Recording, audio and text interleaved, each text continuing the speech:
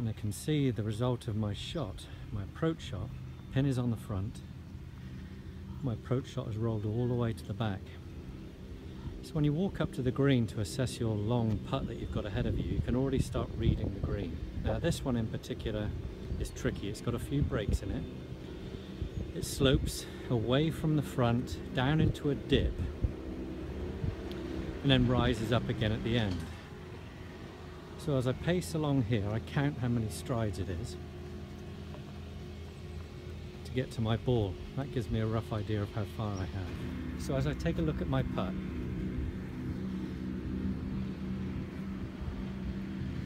and start reading it, I have a look. I've got 55 feet, and I can see that it'll go downhill into the dip, then uphill towards the end. Look at long putts in a breakup of thirds. First third, middle third, and then the final bit. Now the ball will be travelling quite fast in the first part of this putt. So that means that the break that you'll see isn't going to happen quite as severely as towards the middle and end of the putt. So it's more crucial to spend time looking from the middle to the last part of the putt.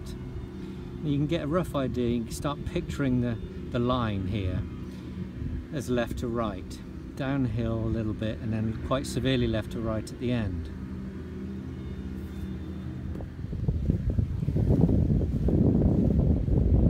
So as I line up my putt, I start to find an object that's much closer to the ball than the hole is, that's in the same path as the line I want to choose.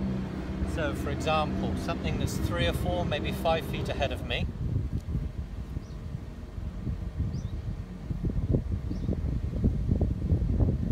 Right there.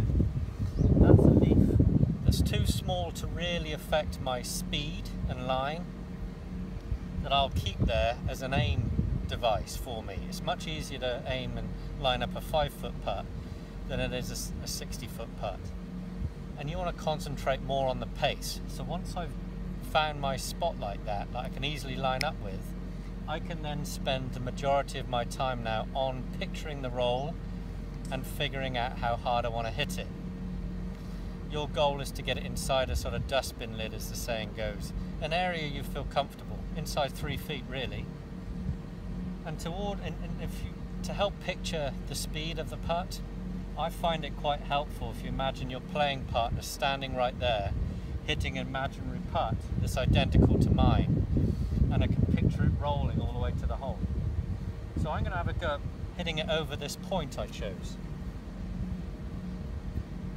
Picturing it roll, focusing more of my attention on the last 2/3 of the putt. That's where it slows down and starts to break the most. I stand taller on these because I want to try and make sure I keep a nice smooth run of the putter stroke.